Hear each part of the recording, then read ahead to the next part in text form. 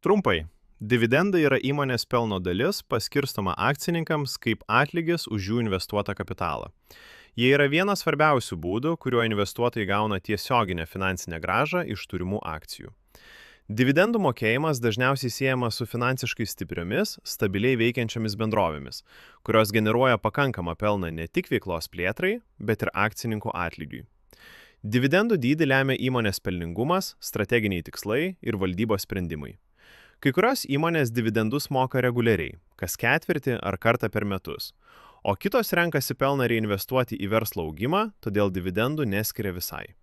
Dėl šios priežasties dividendų politika dažnai atspindi bendrovės brandą ir ilgalaikę strategiją. Investuotojams dividendai yra svarbus ne tik kaip pajamų šaltinis, bet ir kaip stabilumo signalas. Nuosekliai mokami dividendai dažnai rodo stiprią finansinę padėtį ir atsakingą valdymą. Ypač tai vertina ilgalaikiai investuotojai, siekiantis pasyvių pajamų ir mažesnės rizikos.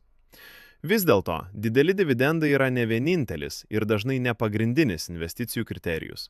Be to, vertinant dividendų dydį reikėtų įsitikinti, ar jie tvarūs ir ar įmonė pajėgi tokius dividendus mokėti ir ateityje.